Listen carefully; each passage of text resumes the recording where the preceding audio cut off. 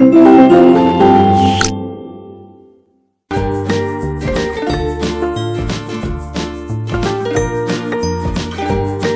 everyone, how are you all of you? I hope you are all doing good. So today we will start our chapter number 17 in English grammar and our chapter name is direct and indirect speech. आज का हमारा topic रहने वाला है direct और indirect speech. चलिए समझते हैं इसको. Study the following sentences. ये जो नीचे आपको सेंटेंस दिए इनको ध्यान से पढ़ना है. Hari said Raju is a good boy. Hari said that Raju was a good boy. ठीक है, तो यहाँ पर हमें दो सेंटेंसेस दिए हैं जिसमें एक बात को दो अलग अलग तरीके से कह के दिखाया गया है. ठीक है, यहाँ पर बोला है these two sentence show the two ways in which the words of speaker can be reported. यहाँ पर ऊपर जो सेंटेंस है इसमें यानी कि जो स्पीकर है यानी कि जो बोलने वाला व्यक्ति है उसके द्वारा कहे गए जो वाक्य हैं उनको दो अलग अलग तरीके से यहाँ पर बताया गया है. अब पहले सेंटेंस में जो बिल्कुल स्पीकर है जिसने बात बोली है उसके द्वारा ये शब्द बिल्कुल एज इट इज ऐसे ही दिखाए गए हैं. यहाँ पर आपको सिंपल बताया गया है कि हरी ने ये कहा है राजू एक अच्छा लड़का है. इसको ही हम डायरेक्ट स्पीच बोलते हैं, डायरेक्ट नरेशन बोलते हैं, यानी कि जिसके द्वारा जो बात कही जाती है हम उसको एज इट इज प्रेजेंट करते हैं, वो डायरेक्ट स्पीच होती है. अब आती है इनडायरेक्ट स्पीच. इनडायरेक्ट स्पीच अब दूसरे सेंटेंस में जो स्पीच है वो किस तरीके से दिखाई गई है, यानी कि जो हमारा रिपोर्टर है, ठीक है, उसके वर्ड्स को वैसे रिपोर्ट करके दिखाई गई है. और ये क्या होती है हमारी इनडायरेक्ट स्पीच, यानी कि उसको घुमा फिरा करके बताया गया है, डायरेक्ट नहीं बताया. ठीक है, फिर है always remember the following points with regard with the direct speech. जब भी हमारी डायरेक्ट स्पीच की बात होगी ये तो कुछ पॉइंट्स हैं हमें ध्यान में रखने हैं. जैसे कि द रिपोर्टेड स्पीच, जो हमारी रिपोर्टेड स्पीच होगी कौन सी, जो बात बोली गई है उसको कहा है यहाँ पे reported speech. Is put within inverted commas quotation mark as. जो भी हमारा वाक्य होगा, जो हमारा सेंटेंस होगा, जो मेन पॉइंट होगा, जो कहा गया होगा उसको हम या तो कोटेशन में लिखेंगे, इन्वर्टेड कोमास के अंदर लिखेंगे. ठीक है, क्योंकि वो वही वाक्य होंगे, वो वही शब्द होंगे जो मतलब बोलने वाला जो स्पीकर है वो खुद ने बोले होंगे. सारे वर्ड्स को हम कोटेशन में लिखेंगे.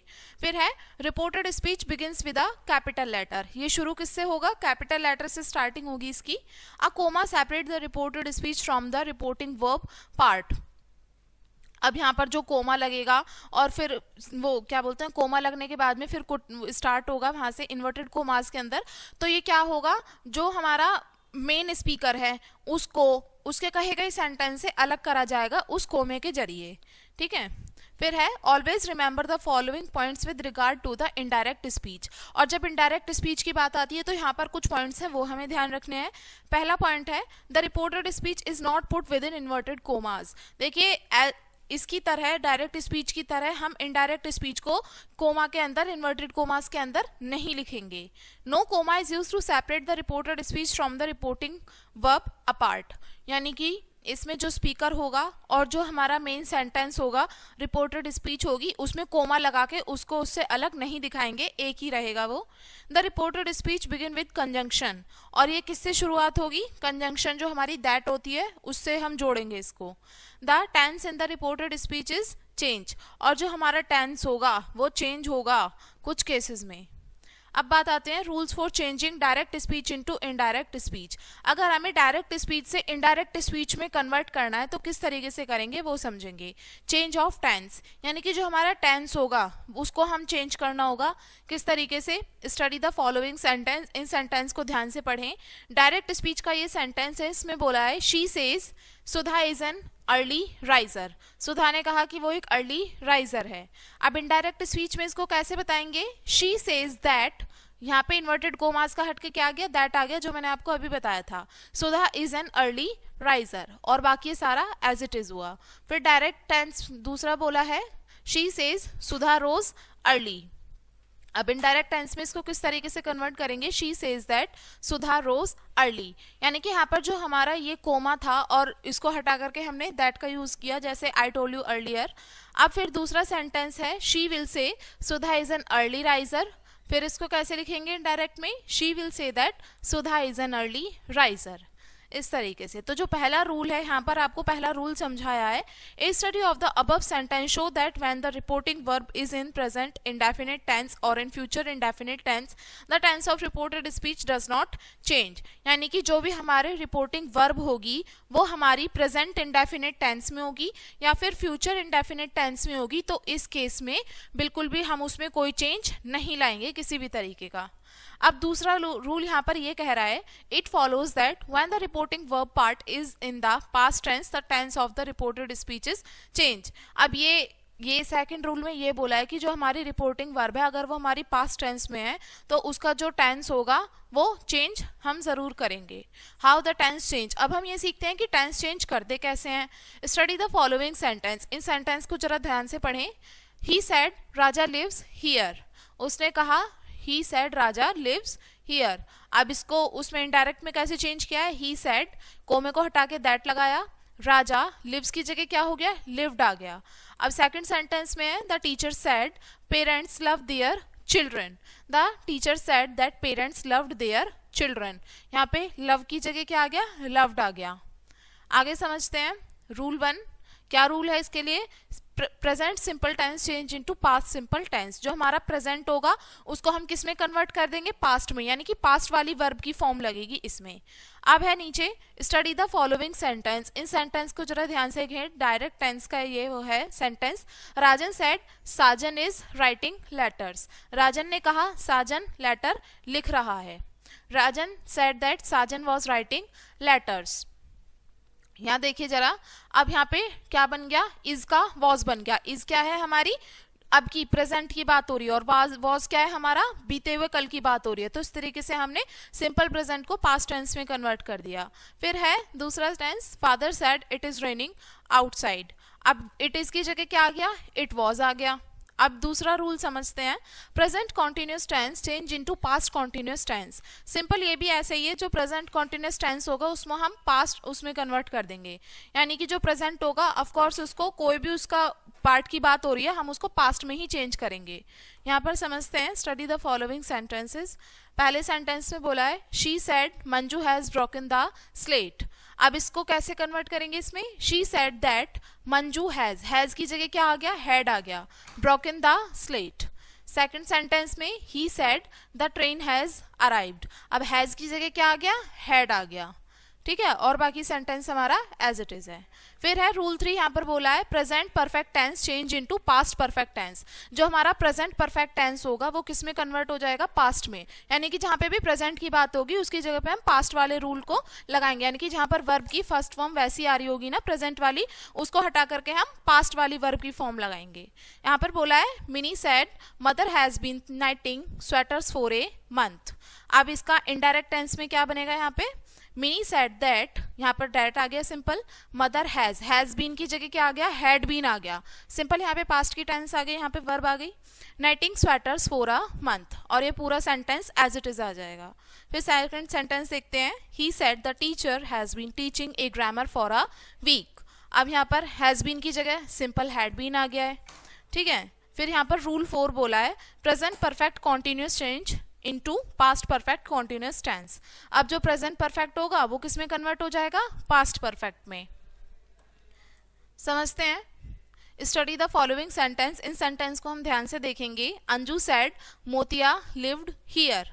यहाँ पर होगा फिर इसका अंजू सेड दैट मोतिया हैड लिव्ड हियर। ठीक है, लिव्ड की जगह यहाँ क्या आ जाएगा, हैड लिव्ड आ जाएगा। रंजना सेड आभा अटेंडेड क्लास रेगुलरली। यहाँ पर क्या आ जाएगा, अटेंडेड के साथ में हैड अटेंडेड आ जाएगा, क्योंकि यहाँ पर प्रेजेंट परफेक्ट कॉन्टिन्यूस में था और इसको हमने पास्ट परफेक्ट कॉन्टिन्यूस में किया है। अब समझते हैं, अब दूसरा रूल हमसे ये बोलता है कि हमारे जो पास्ट सिंपल टेंस होंगे उसको हम किस में रखेंगे, पास्ट परफेक्ट टेंस में। ठीक है, पास्ट परफेक्ट टेंस में उसको दिखाएंगे हम। जैसे इसको समझते हैं जरा, स्टडी द फॉलोइंग सेंटेंस। इसको ध्यान से देखते हैं। He said Ram will go there.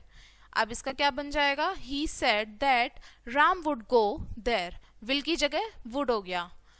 I said I shell act, यानी कि फ्यूचर में था ना हमारा, शैल और विल कहाँ पे यूज होता है, फ्यूचर के लिए यूज होता है, तो उसकी जगह पे हम वुड या शुड यूज करेंगे। I said that I should act. फिर है यहाँ पे he said it may rain. अब यहाँ क्या आ जाएगा, मे की जगह माइट आ जाएगा। He said that it might rain. अब यहाँ पर रूल 6 क्या कहता है, शैल विल कैन में, ये किस में कन्वर्ट हो जाएंगे, शुड वुड कुड माइट, इस तरीके से। यानी कि शैल के साथ में क्या लगाएंगे हम, शुड, विल की जगह हमारा आ जाएगा वुड, कैन की जगह कुड, मे की जगह माइट, ऐसे चेंज हो जाएंगे। ठीक है, अब यहाँ पर आपको बोला है if the reported speech show a universal truth और ए हैबिचुअल एक्शन और a customary action the tense do not change in any way. अगर हमारे रिपोर्टेड स्पीच में कोई भी फैक्ट की बात हो रही है, कोई यूनिवर्सल ट्रूथ बताया जा रहा है, या कोई भी हैबिचुअल एक्शन है सिंपली, तो यानी कि कोई भी सिंपल प्रेजेंट टेंस की बात है, तो उसको हम ऐसे एज इट इज चेंज नहीं करेंगे किसी भी तरीके से। हाउ आर प्रोनाउंस चेंज, अब हम समझते हैं जो हमारी प्रोनाउन होती हैं वो कैसे चेंज होती हैं। Here is a list of pronoun, यहाँ पर प्रोनाउन की कुछ लिस्ट दिया है। फर्स्ट पर्सन कौन सा होता है हमारा, देखिए first person pronoun I, we, me, us, my, our, mine, ours, myself and ourself, ये हमारी फर्स्ट पर्सन प्रोनाउन होती है। यानी कि फर्स्ट पर्सन की जगह पे अगर कोई स्पीकर है, स्पीकर को हटा करके हम किन का इस्तेमाल करते हैं, इन्हीं प्रोनाउन का इस्तेमाल करते हैं। फिर है second person pronoun, second person pronoun में you, your, yours, yourself and yourselves, इस तरीके से। फिर है हमारा third person pronoun, third person pronoun में आएगा he, she, it, they, him, her, them, his, its, her, their, theirs, himself, herself, itself, then themselves. अब यहाँ पर इन सेंटेंसेस को ध्यान से समझेंगे। He said I am happy, simple normal बात बोली, अब ये किस में कन्वर्ट हो जाएगा, पास्ट में, क्या बन जाएगा, he said that he was happy. They said we are tired, अब इसकी जगह क्या बन जाएगा, वी के साथ में ऑफ कोर्स वर लगेगा, तो यहाँ पर बन जाएगा दे वर टायर्ड। फिर थर्ड सेंटेंस में है you said I M honest, फिर क्या बनेगा इसका, you said that you were honest. फिर है she said I can do it, इसका बनेगा she said that she could do it, can की जगह कुड आ जाएगा। अब यहाँ पर रूल समझते हैं। First person pronoun in the reported speech are change according to the person of the speaker in the reported speech, यानी कि जो हमारा फर्स्ट पर्सन प्रोनाउन है रिपोर्टेड स्पीच में वो कैसे चेंज होगा, जो स्पीकर होगा ना रिपोर्टिंग स्पीच में उसके अकॉर्डिंग चेंज होगा। The number and the gender do not change, और नंबर और जेंडर कभी भी चेंज नहीं होंगे। अगर वो ही है तो ही रहेगा, शी है तो शी ही रहेगा, उसको हम चेंज नहीं करेंगे। अब यहाँ पर सेंटेंस समझते हैं। He said to me you are a good boy, अब इसका क्या हो जाएगा, he told me that I was a good boy. फिर सेकंड सेंटेंस में बोला है they said to us you are always in time, इसका क्या बन जाएगा, दे टोल्ड अस, सेड की जगह क्या आ गया, यहाँ पे टोल्ड आ गया, तो यहाँ पर बनेगा we were always in time, you are always in time, we were always in time. He said to her you are an intelligent girl, indirect speech बनेगी इसकी, ही सेड की जगह टोल्ड आ जाएगा, her that she was an intelligent girl, यानी कि इसको हमने किस में चेंज कर दिया, पास्ट में। यहाँ पर रूल सेकंड आपको बोला है second person pronoun in the reported speech are change according to the person of person spoken in the reporting speech, यानी कि एक रिपोर्टिंग स्पीच के अंदर जो भी पर्सन टू पर्सन बातें हो रही होंगी, जो भी उनके द्वारा जो हमारी रिपोर्टिंग स्पीच होगी उसको हम चेंज करेंगे किसके अकॉर्डिंग, सेकंड पर्सन के अकॉर्डिंग। ठीक है, और जो नंबर और जेंडर होगा उसमें कोई चेंज नहीं आएगा। इस सेंटेंस को जरा ध्यान से देखते हैं। You said he is a good boy, क्या बनेगा इसका, you said that he was a good boy. फिर है I said she looks beautiful, I said that she looked beautiful, looks की जगह लुक्ड आ गया। अब रूल थर्ड यहाँ पर क्या कह रहा है, third person pronoun in the reported speech are change into word showing distance, जो हमारा थर्ड पर्सन होगा वो कैसे चेंज होगा रिपोर्टिंग स्पीच में, यानी कि जो भी वर्ड्स हमारे डिस्टेंस शो कर रहे होंगे उसके अकॉर्डिंग चेंज होगा। अब इन सेंटेंस को जरा ध्यान से देखें। Sohan said I shall soon be here, Sohan ने कहा कि हम जल्दी ही यहाँ पर होंगे, तो क्या हो जाएगा, Sohan said that he would soon be there. फिर होगा they said they we have already seen this place, इसका बनेगा they said that they had already seen that place, this की जगह दैट आ गया। फिर है Rajan said I will not go to school tomorrow, Rajan said that he would not go to school the next day. ठीक है, अब यहाँ पर रूल 4 कह रहा है word showing nearness in the reporting speech are change into word showing distance, यानी कि जो भी वर्ड्स हमारी रिपोर्टिंग स्पीच में नियरनेस शो कर रहे हैं, यानी कि पास की जो चीज़ें उसको शो कर रहे हैं, उनको हम चेंज करेंगे डिस्टेंस के वर्ड्स में। यानी कि डिस्टेंस जो वर्ड शो कर रहे हैं उनमें चेंज कर देंगे। याद रखना है हमें, दिस को हम किस में चेंज करेंगे, दैट में, नाउ को देन में, और दिस दीज को दोज में, टुडे को दैट डे में, tomorrow next day, yesterday previous day, last night previous night, एगो बिफोर। इस तरीके से हम इसमें चेंज लाएंगे। और यहाँ पर कुछ पॉइंट्स हैं, इसको हमें ध्यान रखना है।